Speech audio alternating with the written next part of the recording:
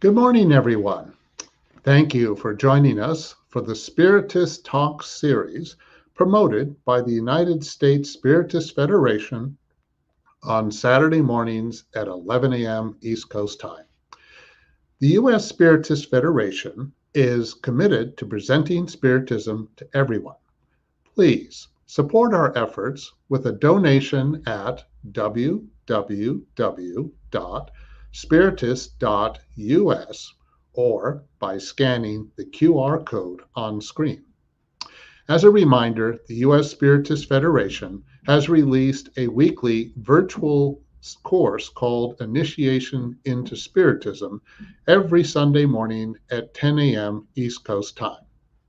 The next course is Lesson 14, Family in the Light of Reincarnation. Today, we have our special guest, Anna Moreno, whose topic is Searching for the Meaning of Life. Now, welcome, Anna. How are you? Hi, Peter. Thank you very much for having me today. It's a pleasure to be with you guys again. It's a pleasure to have you here. So before Anna shares her knowledge with us, let me introduce her more formally. Anna Moreno is the co-founder and president of the Chico Xavier Learning Center in Oregon, and was previously the president of the Joanna de Angelis Spiritist Society in the Bay Area in California. She came from a generation of Spiritists in Brazil. She was an active contributor at the Spiritist Federation of Sao Paulo, teaching various courses and working across multiple mediumship groups. Anna holds a master's degree in business administration and marketing with a graduate certificate in electrical engineering.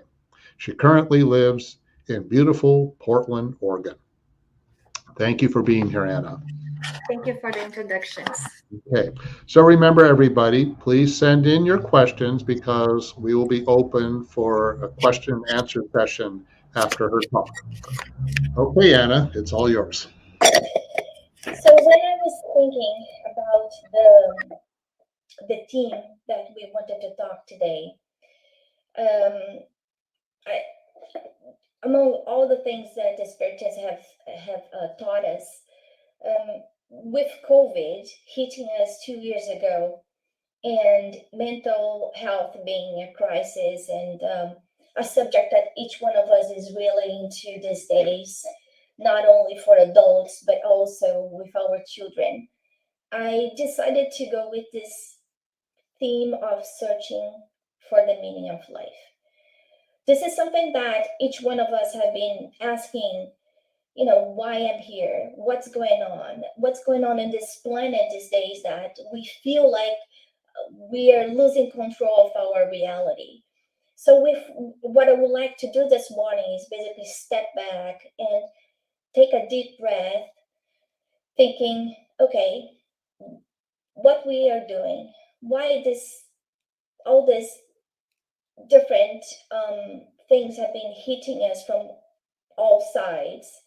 And on the moment that we would assume that transitioning to a better planet, why are we suffering so much and seeing so many of our brothers and sisters from other lands really suffering a lot? So as an agenda, the way that I would like to start is kind of giving a quick 2-year retrospective. What happened within our planet, what happened with us as human beings. Also, just reminding ourselves what type of planet is Earth, and who are the people, the type of spirits that live on this planet. And then kind of closing out with some thoughts from science, like from our science, but also from the spiritual science and psychology coming from Joanna de Angelis in terms of search for meaning. So I invite each one of you to come on this journey with me, learning a little bit more about ourselves and what Joanna de Angelis had taught us. When we think in terms of us human beings, it's I got this picture thinking, okay, we've been living as machines, eating, surviving, reproduce. We go to work, we come back, we take off our kids. We have this very, defined routine. But 2 years ago, everything changed. And even though it seemed like we were simplifying our routine because somehow we were locked inside our homes, it kind of created more disruption in our lives. And that disruption kind of hit us not only from the outside, not being able to do things that we used to be able to do, like, going to the gym or going to the movies or traveling, visiting our relatives, talking to our friends. Much more than that.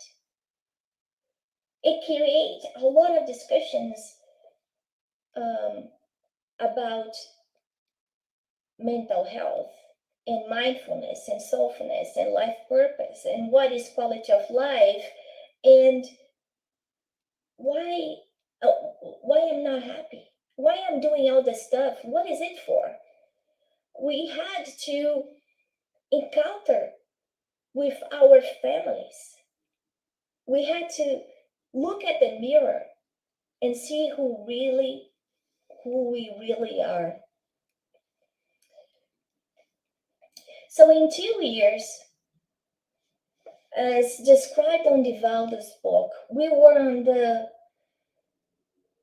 edge of a third worldwide war. So in the book, for those who have not read, On the Way to a World of Regeneration, Manuel Filomeno de Miranda basically explains that us, people of this beautiful planet, were on the verge of making a very painful and horrible mistake. And then in a way to save our planet from, a massive destruction, in something that would basically hold our progress for maybe millennia, we were hit by this deadly virus. And this deadly virus basically changed the humankind in the present, but mostly our future generations. On the other hand, we saw science working together in a way that they had never done it. So they were able to find vaccines, collaborate, and create some type of invisible shield that could at least partially protect us, so we could continue to live a kind of a normal life. And we know that, just earlier this week, we are hearing that, we don't need to wear masks inside the airplanes. And, we seem to be kind of living in a more safe zone, which we are not sure, as we see that the virus is still pretty intense in China. Nevertheless, we see this magical collaboration among science showing that when we put our efforts on the area, we can do things. We can create beautiful things and save people's lives. We also saw a wave of extraordinary movement around the social media. And social media, that is a technology or a set of various technologies that can basically enhance the quality of our lives, suddenly was flooded with truth and lies and confusing people about what exactly is going on. Is this virus really real? It's not real. Are people making this up just because of political reasons?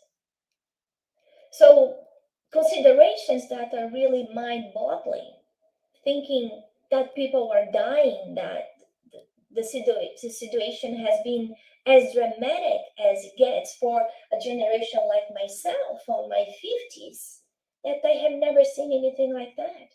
So I have not experienced a Second World War. I have not experienced any type of deadly virus. This is the worst that I have experienced, as well as my kids. On the other hand, we are able, with all this magical connection of technology, to see all the worst of the human beings as well. So we saw great violence.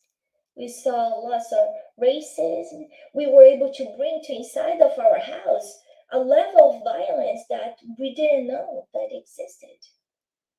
I heard questions from my kids saying why this is happening, why people are not treating each other as equals when we are all the same. So when we think about apps such as TikTok or Instagram, what we saw in these 2 years is that many people were looking for those 15 minutes of fame. So empowering things that are not as important as putting more importance on things that are not as important. So even if it's, body shape or fast cars or, nice clothes. And then suddenly we have teens that got lost in that translation and are facing challenges of life because their values have been mixed up with all that flood of information coming from social media without taking in consideration that social media accepts anything we put in it. So it doesn't matter if it's true or not, it's in, and that's what they are digesting. So not leaving our houses was not only a challenge for ourselves because we are social beings, but many of us found that our house was not actually a home. And then we saw many marriages just breaking, people turning themselves into alcohol. Alcohol has not been as such a big social problem as these days. Drugs that we know that can seriously damage our brains are legally accepted among adults, but also younger children. And many of us felt like we have an empty nest.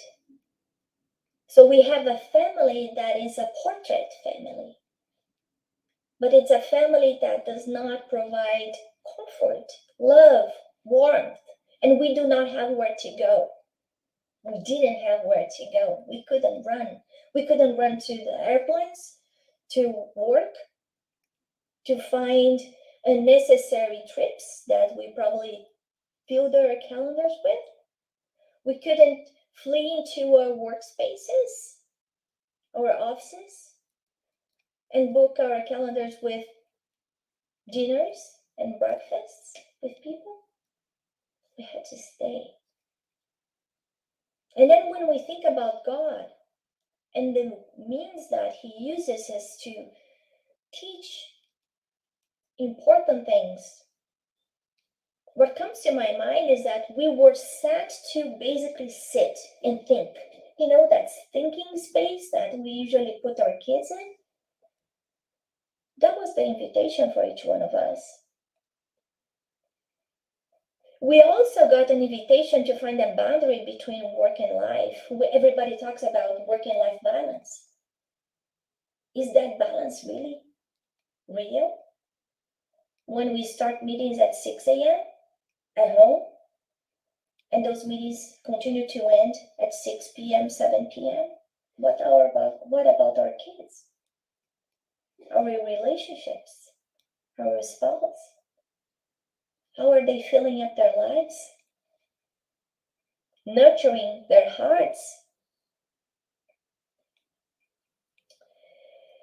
And then the other thing that COVID COVID brought us was an enlightenment in terms of our impacting nature, that for those couple weeks that we were locked in, we saw nature basically reviving itself, animals showing up in places that they didn't show up before because they couldn't because of us, or skies that were not blue were blue again in India or in China because there was not enough pollution to basically disguise the beautiful sky.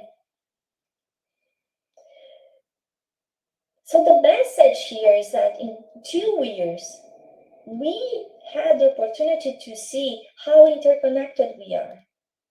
Not only interconnected as within our own homes, but interconnected with our neighbors, interconnected among countries, because COVID hit in China, and suddenly here we don't have toilet paper. How is that possible? Interconnected in a way that I may see someone that I love,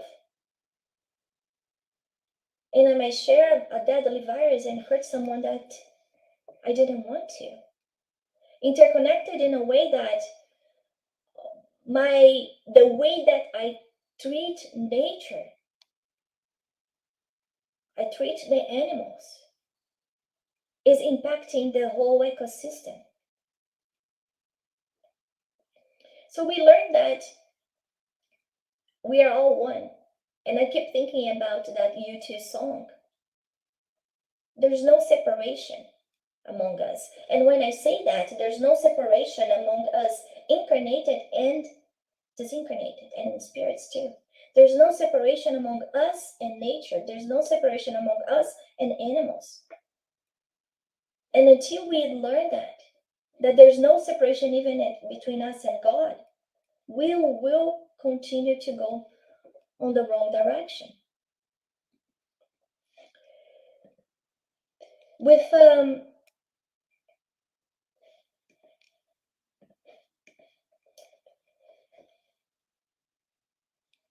the discovery of that we are one people, one planet, we also found out that our happiness is connected with other people's happiness. It's very hard for me to be happy, even though I live in beautiful Portland, as Peter said, knowing that my family in Brazil is suffering, that my family in Brazil is happy. It's very hard for me to be happy when I know that my brothers and sisters in Ukraine are having their cities bombed and destroyed. The other thing that we found out is that I cannot put on other people's hands my happiness. I cannot put on things my happiness. I cannot put a name, a number on my happiness that comes from outside.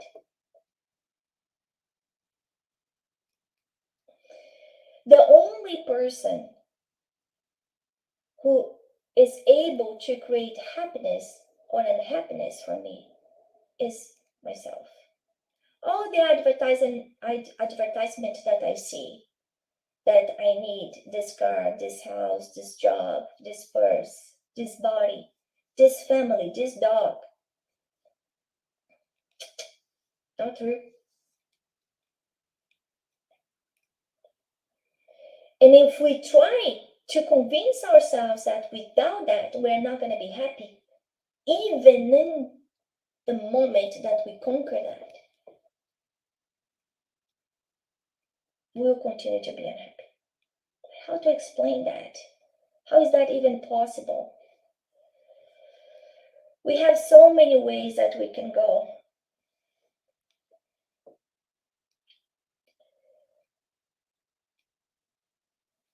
And we continue to feel lost, to see the options. The options were obvious.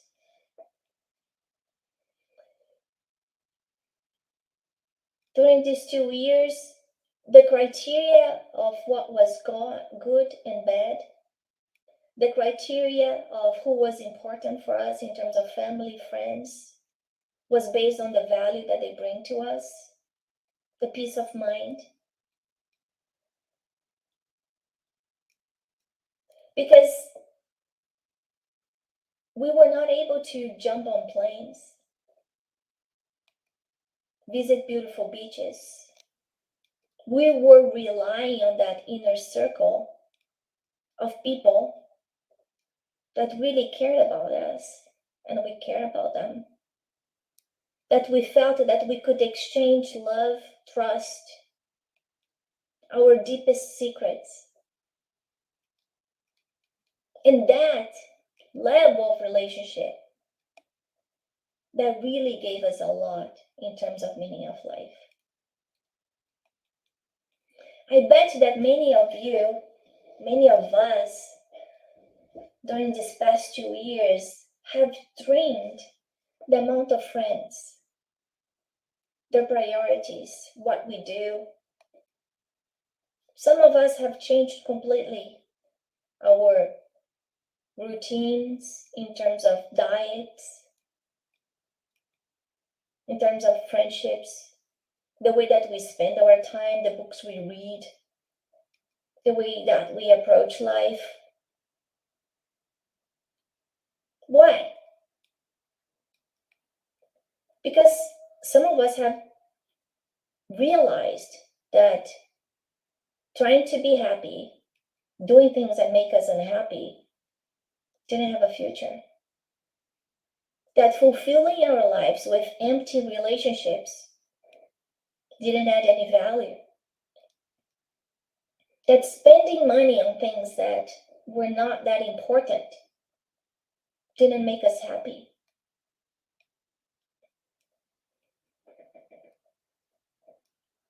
That the abstract, the unseen, the intangible, the invisible was many times much more important for us than what things that we could touch.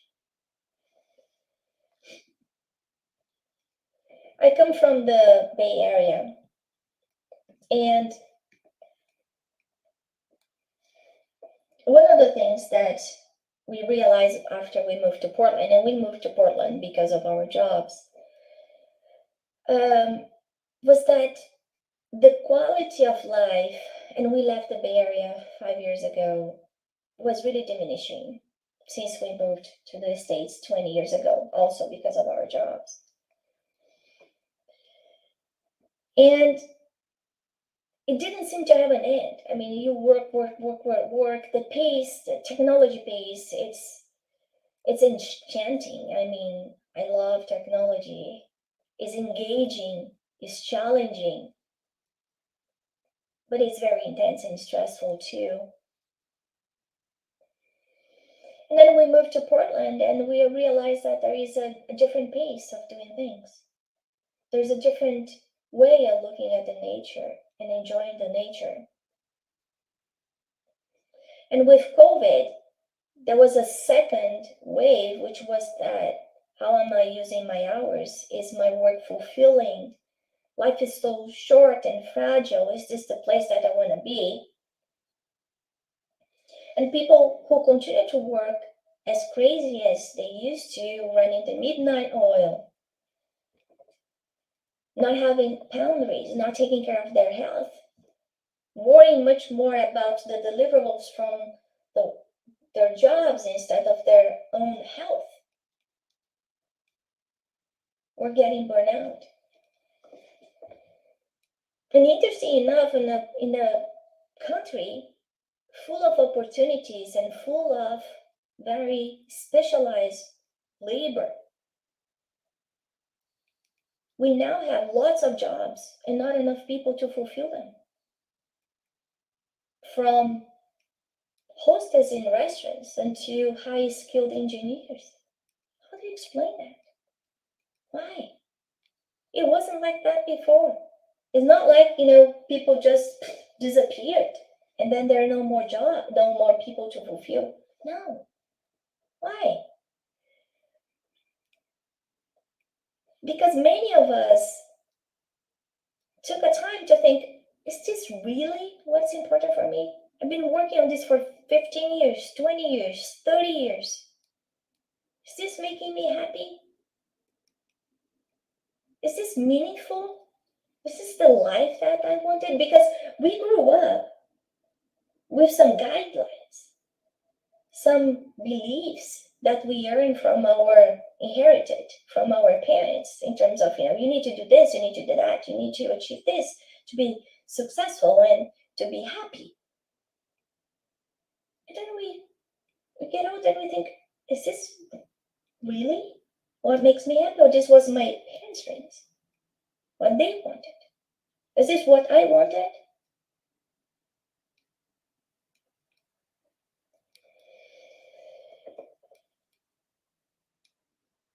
Right now we have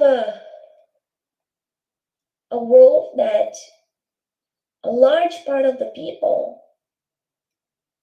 are living busy lives with empty hearts. They have attended prestigious schools. They have jobs that are envied.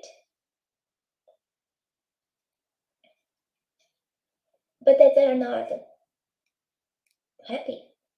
They are anxious. They are depressed. They feel lonely. They think about suicide.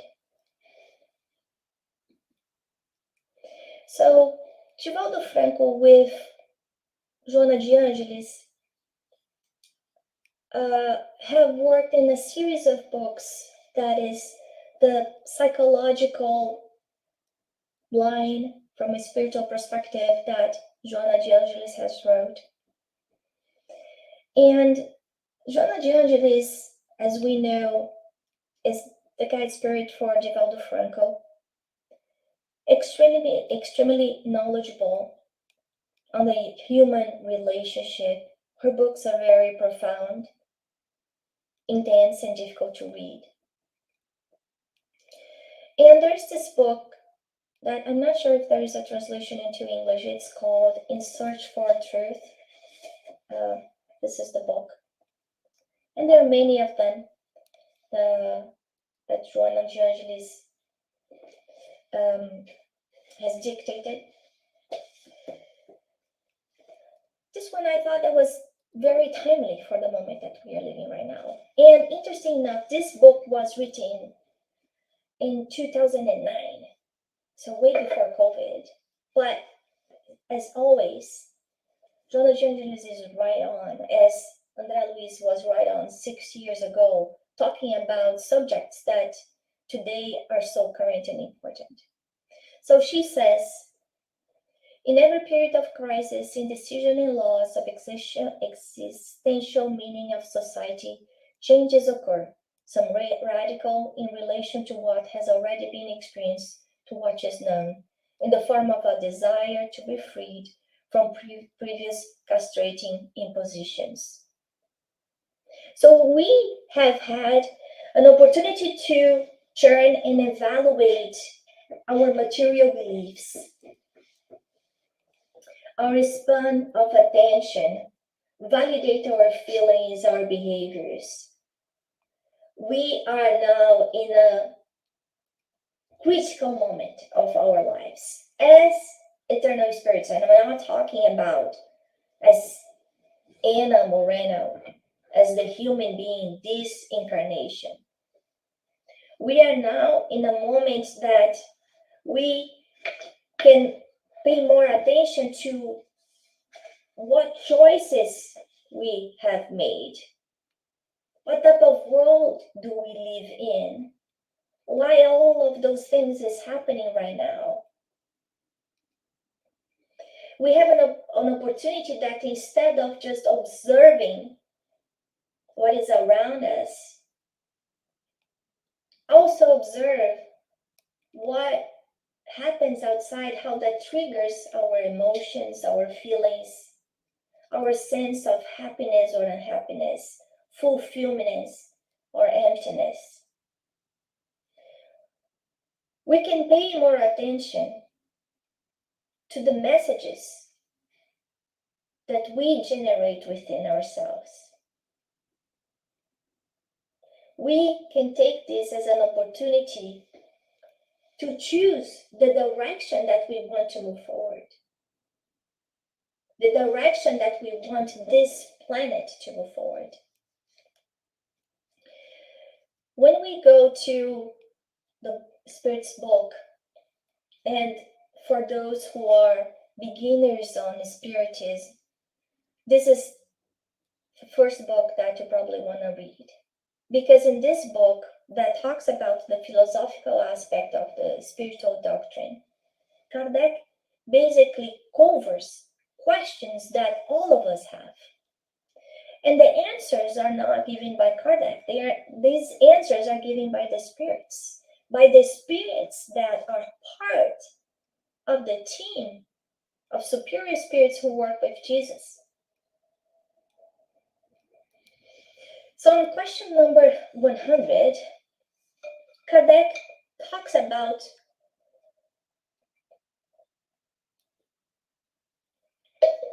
the spiritual hierarchy. This hierarchy is based on the degree of development, the qualities we have, and of course, the imperfections that we still carry. And the spirits, they basically bucketize in 3 big areas. And the way that they're organized was that we are in the first one, imperfect spirits. We still live on a planet of trials and suffering. We are really on the bottom category of imperfect spirits. And we all suffer not because God wants. God wants us to be happy, to be fulfilled. Our suffering comes as a result of our actions, of our choices. Our choices that we made this life, but also in previous lives.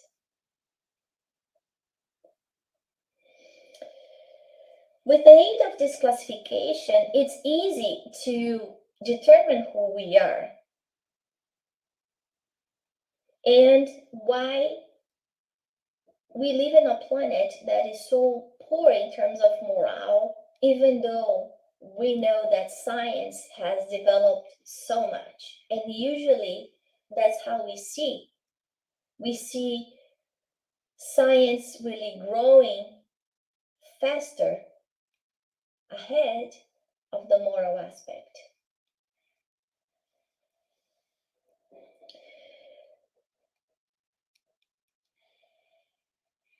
With the development of our moral aspect, we'll see, unlike what we see here on earth, that soon enough we're going to have the predominance of spirit over matter, which means that instead of thinking in a very selfish way,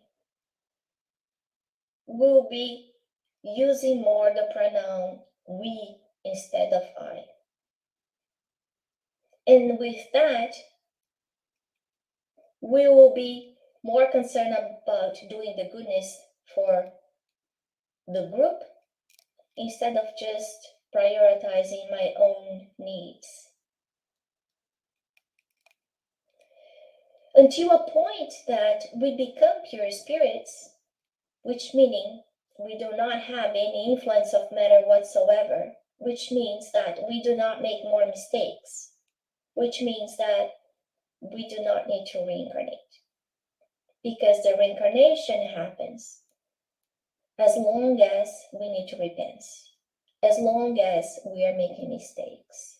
At the moment that I have this moral superiority,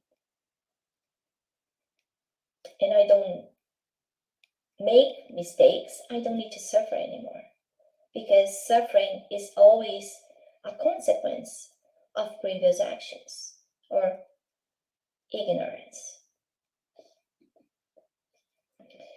So, based on the type of morality and quality of thoughts that we live in, we see that suffering is still part of us, is still part of Earth, is a mechanism of growth. It is an opportunity for us to evaluate our choices.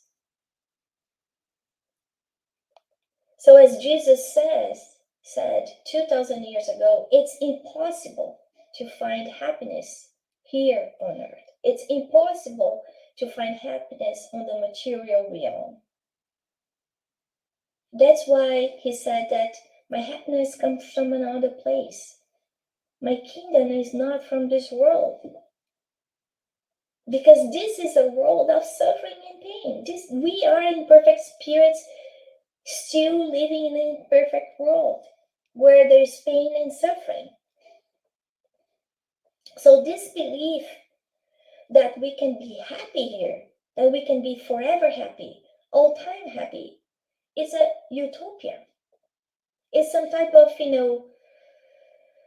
story that we read in the Old Testament about the lost paradise, or stories, lullaby stories that we tell our children, and we still believe that as adults. We are not there yet. We need to work hard. We need to really put our will into the right direction to become better people, to work on our inner reform, inside out,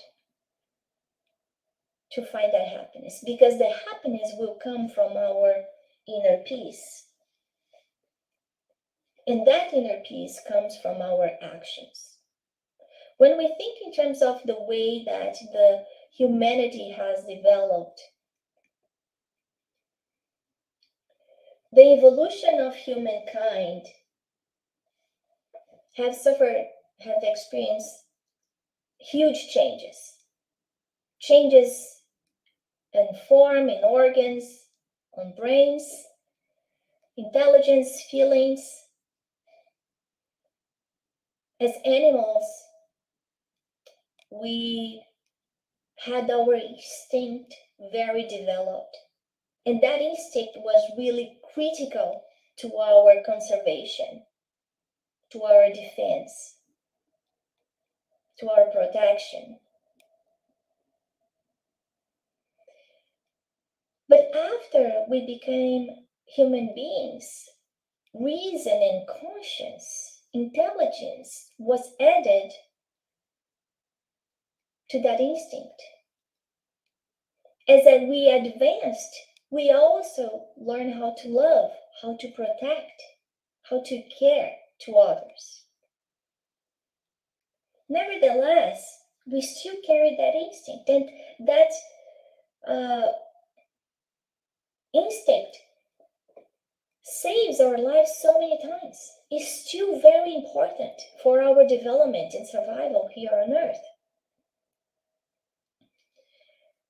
But it should not be used all the time. We have conquered love and intelligence, and we need to use it. Instead of reacting, we need to act. And to act, we need to think first. When we see the way that the world is behaving lately, we wonder how much is based on instinct of, I want to be stronger, and then I'm aggressive. I want to be more powerful, and then I put more violence. So instead of putting the latest qualities, talents that we have earned as human beings, even inside our homes. I was thinking in terms of more broadly when I was saying that. But our relationships start at home. How do I treat my children? How I speak to my husband, to my wife, to my partner? What type of consideration I have with my parents and my relatives? Is my relationship based on exchange, an interest exchange, or is it love? Do I treat people well because I want something back? Could be comfort, money, safety, protection. Or I treat them well because that's the right thing to do. As parents, we have children. I would say many times, we have children just because that's what society expects us to have, to do as a family, grow. And we put on those children our frustrations and expectations and the achievements that we could not reach. And we pressure and pressure and pressure them. We pressure them to do all types of sports, to be A players, to be good at school, to be in the best school if we can pay. Are they happy? Are we expecting compensation for that? Because in many cases, those kids grew up feeling empty inside. Because more than nice clothes, nice schools, 5 different sports a week, what they really needed was us to have their back, to hear their cries, the cries that many times they don't even say.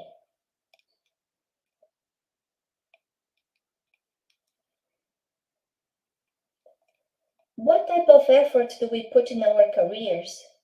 Is it much bigger than the effort that we put inside our homes, inside our families? We cannot have a world of contentment, of respect, of love, without having families that live based on these beliefs. I cannot expect to have a future adult that respect earth and animals and others if that adult has not learned that when a child is at home.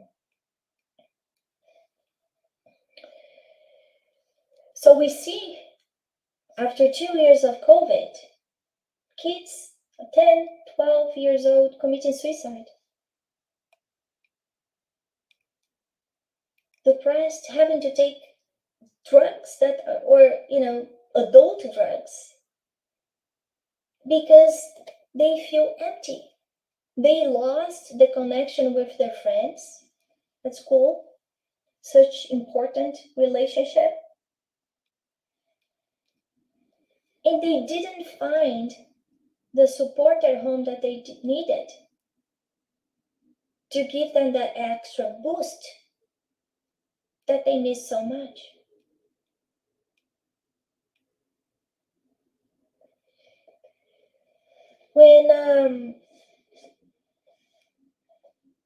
When God is awakened inside our hearts, inside our families, that gives us a spiritual meaning into our lives. But for many of us, we have faced some type of atrophy with religion, because religion has been politicized or has been translated into external ceremonies that do not give us contentment nor fulfillment. Science many times try to prove that God doesn't exist, forgetting that there's no creation without the Creator. There's no explanation that they can find that has shown how things really began.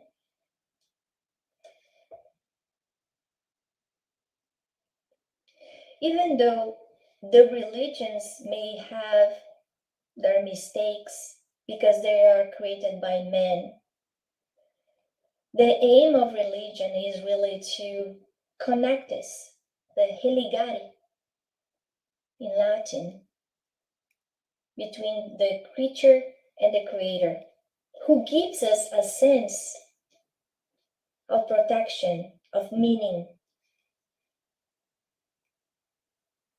As it is important for a child to feel that protection for their material parents, the same way we all need to know that there is this bigger thing, much bigger than us, that gives us a sense of a direction, a North Star to our lives, showing us, there is a reason why we are here. I'm looking out for you. But we need to search for it. We need to be interested in finding it, not fighting it. When I was preparing this presentation, in the same week, two friends of mine talked about a book, actually not an author called Dan Siegel, that I'm gonna talk to him about him later on in this presentation. And I thought that was very interesting how science was combining with what Joana de Angela says in her book about, the searching of meaning, the searching of happiness within us, where she basically points out that when we have a selfish mind, an egoic mindset, somehow we lose the breath of freedom and we become prisoners, slaves of things that we get attached to. So the attachment, in fact, can be translated as chains that we wrap ourselves into. So it's kind of a madness that we forget who we are and we translate that from what we have. So we become what we have instead of just be. We put effort in our passions, in our vices, in our immediate satisfaction. And then in the long term, we become lonely beings that are suffering the consequences of all the selfish actions that we had.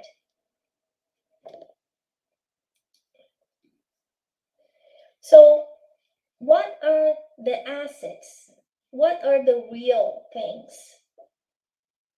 If we open LinkedIn, we see work, titles, our friends being promoted. Instagram, incredible bodies, wealth, power. Are these assets? No. No, they are just temporary loans that we receive from God. These are not our real assets. Not even our family, because when we die, we leave them. Not even our body. The real assets that we have are the things that we do to others. The good things that we do to others. The kindness. The love. When we continue to work our life just thinking about things that we want to conquer, thinking that, okay, this will give me peace. And then we see all those billionaires that are profoundly unhappy because when enough is enough. The book of André Luiz called Liberation tells about a story of a pope called Gregory, who made very unthoughtful choices while on earth. And he is in the area that we call umbral or hell. I mean, really an area of very ignorant and evil spirits. And at some point at that book, towards the end, we learn that he needs to go back. He needs to come back to reincarnate again. And André Luiz, on chapter 12 of that book, he has the instructor Gubbio comparing ourselves to a tree, which I thought it was a very poetic, beautiful comparison. He says that the physical vessel is like a tree, limited in space and time. The perispiritic body is the fruit that embodies the result of the three values after a certain period of maturation. And the mental vessel is the seed that represents the tree's substract. So what I mean about that is that in order to conquer wisdom, happiness, love, we need to have this seed that combines that through the various lives. So until we are able to bear consistently sweet fruit to others, we'll not be happy. With Joana de Angelis in her book, she kind of bases in three folds: the individuation, which means that our concept of life in our interrelationship with others and God; the individualism, which are the qualities that when we know that we have the knowledge, our outer ego; and then the individualism, that is the distinctive qualities that we have, our outer ego; and then the individualities that are still the selfish behaviors that we develop. So somehow we need to move ourselves from the individuality, just me, to understanding I as an eternal spirit, to go in a broader sense and into the individuation, which is the relationship that I have, or interrelationship I have with others. So it's like kind of a progressing that seed that in the beginning doesn't even give fruit, to a seed that will give flowers, to a seed that will bear flowers and fruit and sweet fruit to others. So until we produce to others, it will be very hard to be happy. So the way that I see the realization of who we are, and this is Anna talking, is that the first step is really our self-development. So the inner form, knowing who we are. We need to understand our goods and bads. We need to understand our triggers. The second aspect is our consciousness that we are connected to everything, to other people, incarnated and disincarnated. And that's where mediumship plays a key role into our lives. because we think that we are just connected with people we see. That's not what we live. That's not how we live. That's not what we learn from the Spirit's book. That's not what we learn from the Medium's book. The second thing is that we are one with nature. The fact that we need to take care of our planets. We are connected to the animals. We are connected to the plants. We are connected to the planets. And not only this planet. We know that interchange of thoughts go beyond our planet. And above all, the connection that we have between us, creature, with the Creator, with God.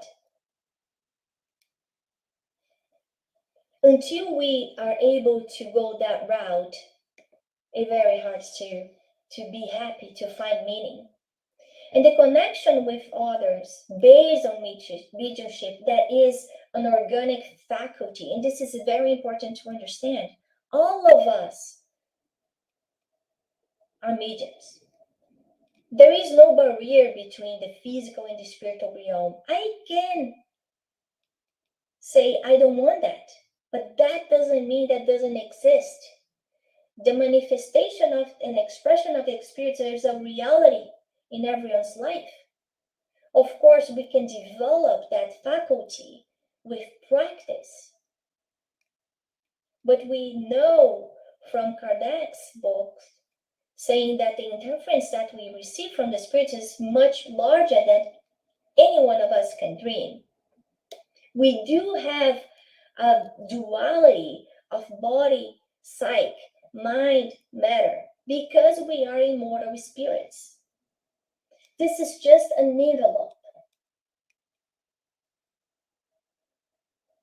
that is going to be here after our life in matter ends, because we never die as spirits. Our unconscious being, not Anna, my unconscious being is a plethora of collective, not individual experiences. It's a combination, it's a sum of everything that happened between myself and everybody else in my previous lives. That's who I am. So the anxiety, the anguish, the fear, the happiness is based on that. It's not only based on what I did in this life. And that's why it gets so confused many times. That's why it gets hard to find the meaning of this life, because we keep looking for the meaning in this life when it's not here. It's not on the now. André Luiz explains that the mind is not on the brain. And science, as I was saying, with Dr. Dan Siegel, finally is seeing that. Joana de Angelis has been repeating that several times, that the spirit or self with capital S is the reality beyond time, is the body and the immortal being that preserves all the events that we have lived, that has a combination of our thoughts. And these thoughts basically impregnate all the cells of our body, creating diseases. And this is very important for us to understand as well, because the way that we think will be the reality of who we are and how we feel. Not only happy and unhappy, but sick or healthy. These impressions that the mind creates basically mold our spirit, our perispirit, which molds our bodies as well, creating conflicts of conduct, disorders, phobias, or idealism and meaning.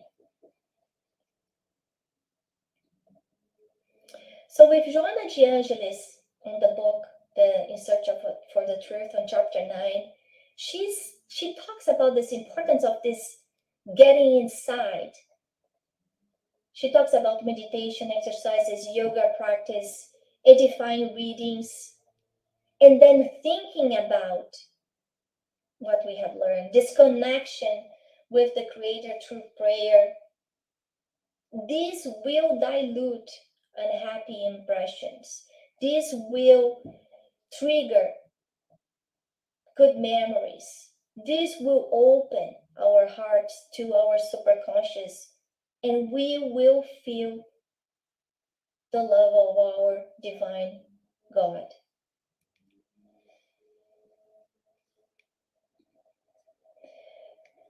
So then Siegel,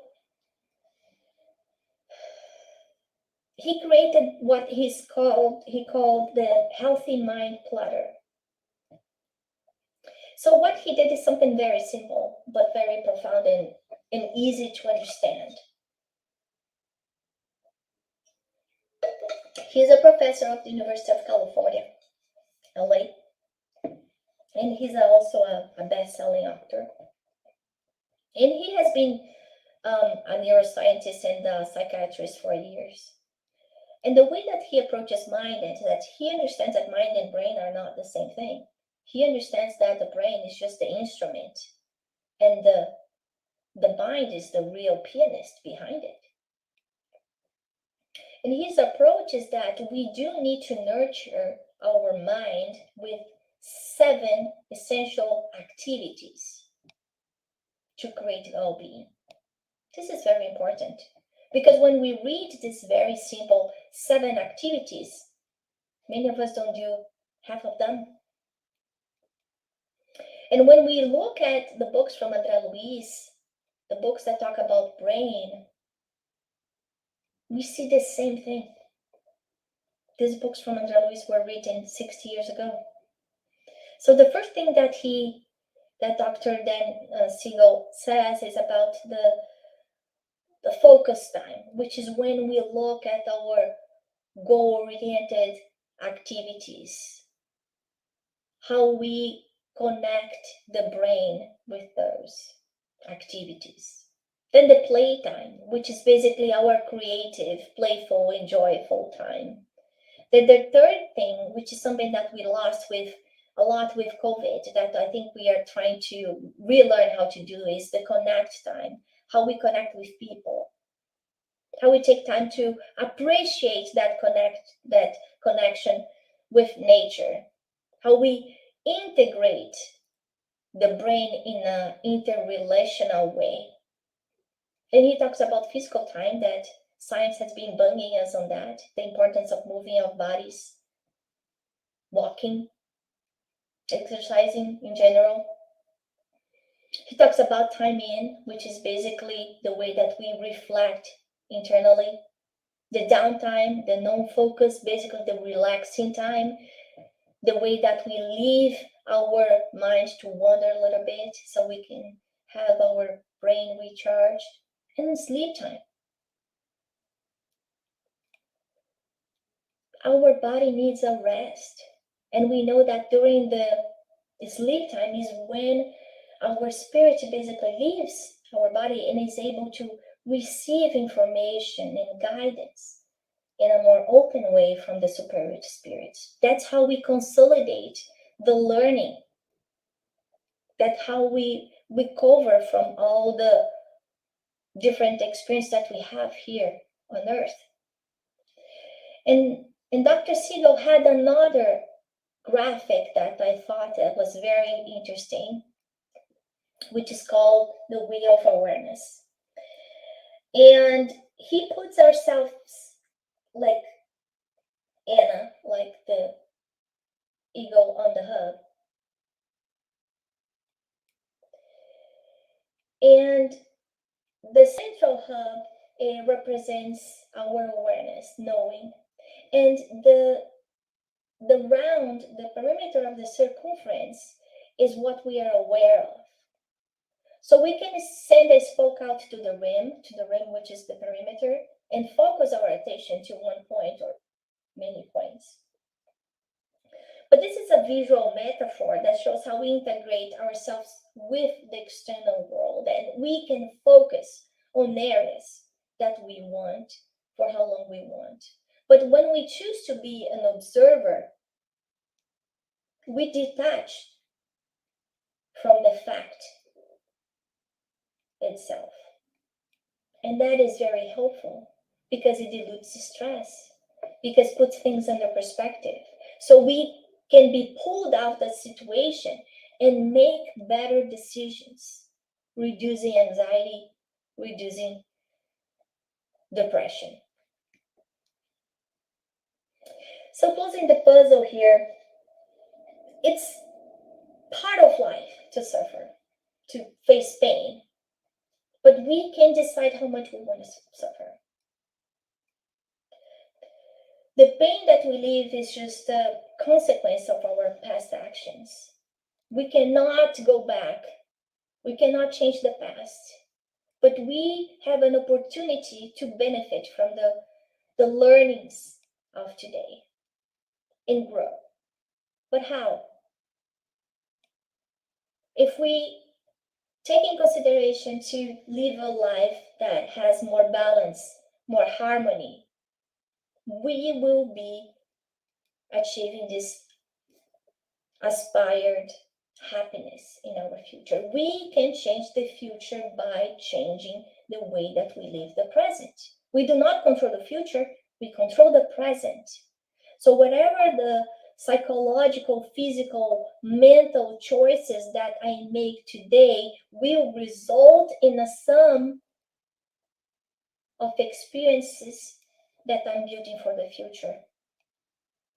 How I deal with the experience today, like we saw with Dr. Siegel on the hub and the rim, is much important than the experience itself, than the fact itself.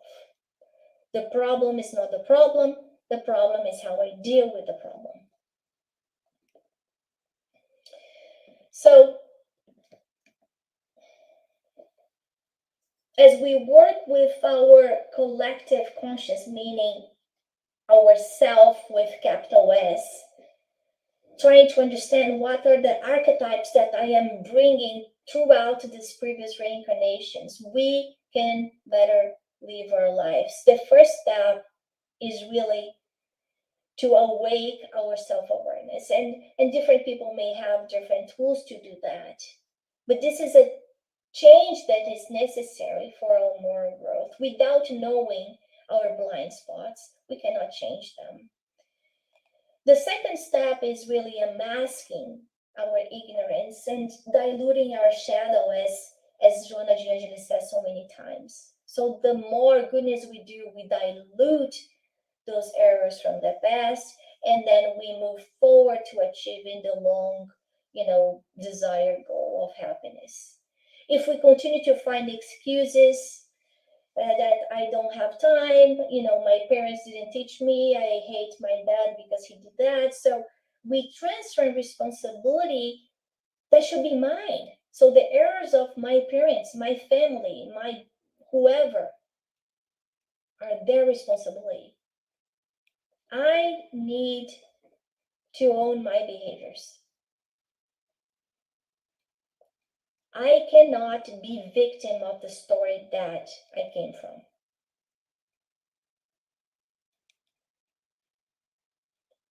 That story is a consequence of the past actions. Today, I need to look for tools, psychological tools, medical tools, spiritual tools, to basically build a new self. We cannot avoid that responsibility much longer if we want to progress with our planet, to a planet that will be more good than bad, more love than suffering. But that requires our sacrifice.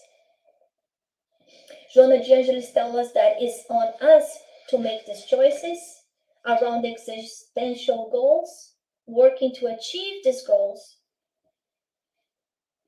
that we are aiming for. So it's not only seeing the goals, not only having the willingness to achieve the goals, but to work those, and that's a lot of work. We know that.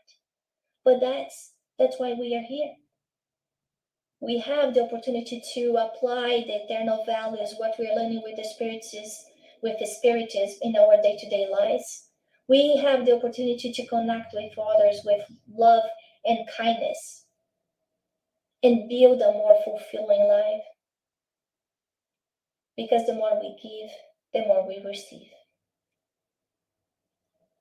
So I thank you all for the opportunity of having me today. And Peter, back to you. Thank you, Anna. Very thoughtful presentation, very big subject to talk about. So we have some questions. The first one is, and this is from the U.S. Spiritist Federation, is humanity elevated enough now to avoid a third world war? I don't think we know that. I think it is on our own hands to make that decision. We have all the examples of the past to know the level of suffering. But I think that's the point, that we can see how sometimes we do not learn from history, all the suffering. But no matter what happens, third world war, no third war, that doesn't make a difference for us. Why? Because we don't die. I say eternal spirits, even if there is a third world war, this is not something that we should be anxious for. Because one of the bases of spiritism is the multiplicity of planets. So if it's not Earth, we'll go to another planet. But those who made those choices to harm the planet, to harm others, will be responsible for those choices. So instead of being anxious or suffering about if that's going to happen or not, more important is to think what I am doing right now to make Earth, to make this planet, to make my family a better place. Those are very good points. Yes. And next question.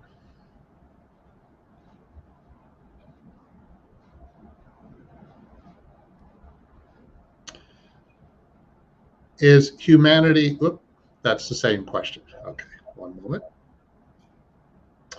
Okay, from the International Spiritist Council. How do we maintain a healthy balance between our personal and professional lives?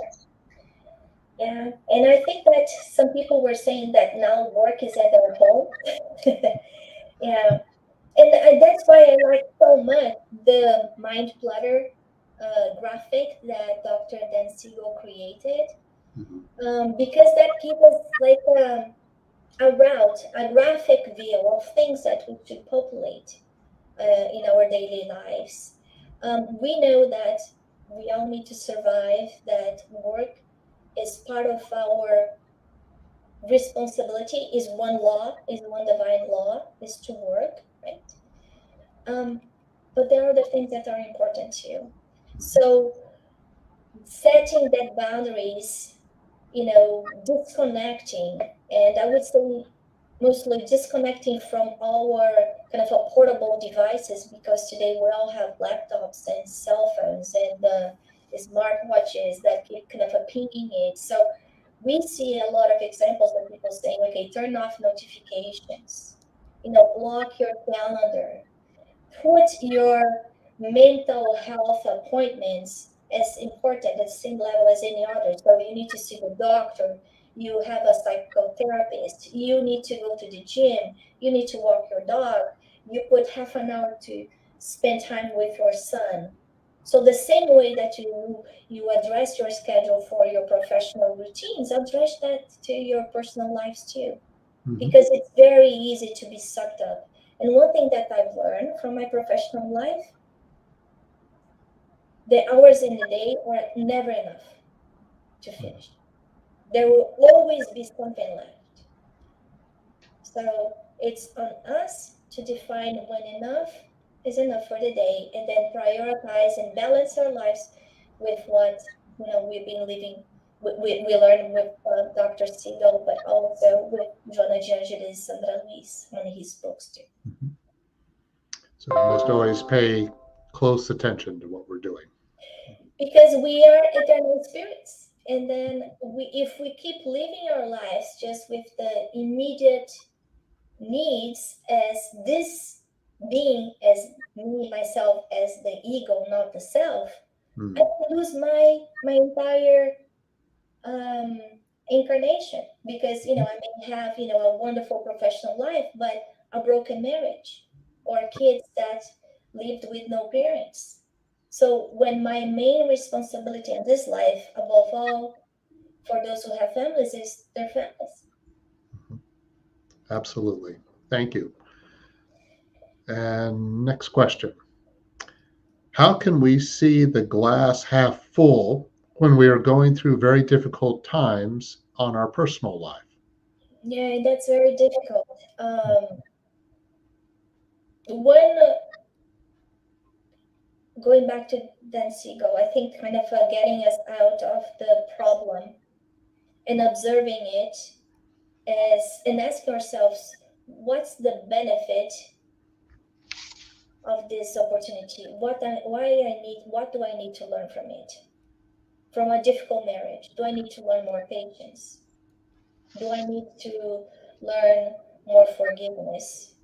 Do I need to rethink about my actions, the way that I treat others, my words? So every suffering is an opportunity for us to reevaluate our behaviors and ourselves. And change. We cannot change others, but we can change ourselves, which is very hard. Right? Yeah. But very important. Okay, last question. Does an imbalance within ourselves of intellectual and moral progress affect our happiness? Absolutely. And we know that we have brilliant minds as leaders of countries or scientists that have very little moral progress. We also see through history that some of the biggest scientists who made very disruptive inventions commit suicide after finding out the impact of their discoveries. So while it's much easier for us as eternal beings to develop our intelligence, we need to work on our moral progress too. Because without our moral progress, we cannot be happy. Every action that we have has a consequence. Every good action has a consequence. Every bad action has a consequence. So why, until I'm able to do this exercise of getting to know myself better, improve my awareness, therefore becoming a better version of myself, I will continue to suffer. Absolutely.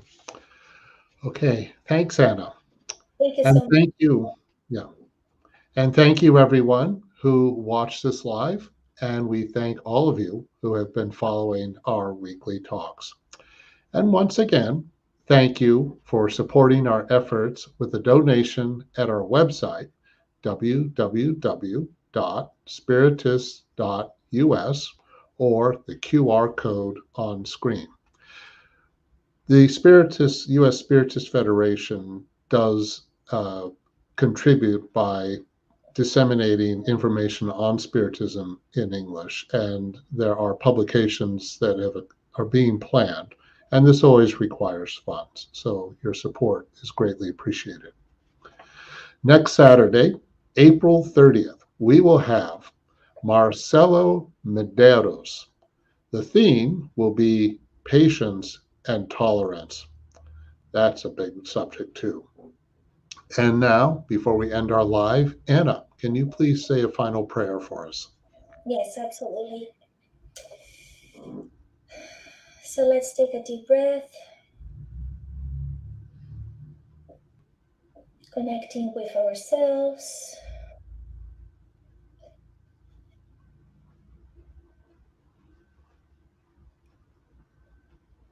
Listening to all the sounds around us,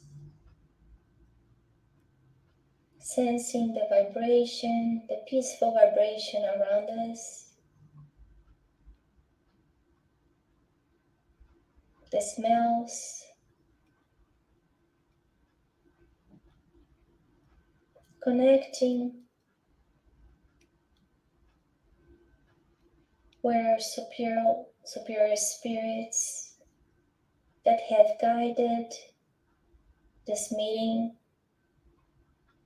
thanking them for this opportunity of learning and growth. So important to have a break on our days, to rethink about our lives, the way that we are living our days and hours. If our behaviors reflect the goals that we have stated. Dear God, bless our seed of faith, our will to become better beings.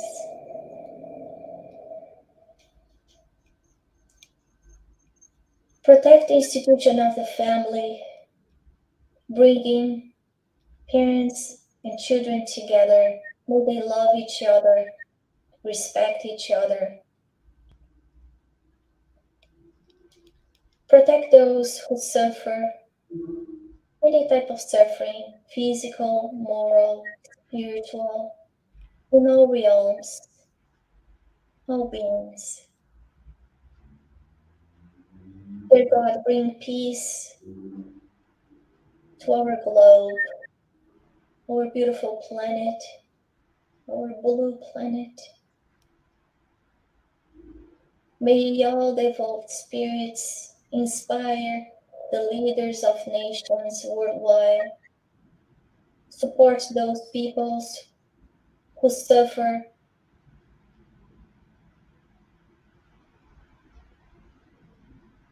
May your love, protection, guide each one of us. We also ask for spiritism in its values. May we carry the lessons and teachings of Jesus with us, within us, all hours of our day, not only this couple of hours that we are together, but may we live these teachings in the way that we think, we feel, we act every day. Thank you for the United States Spiritist Federation for this opportunity of connecting ourselves. So important to belong. May this group grow in strength, in knowledge, and in love. Thank you.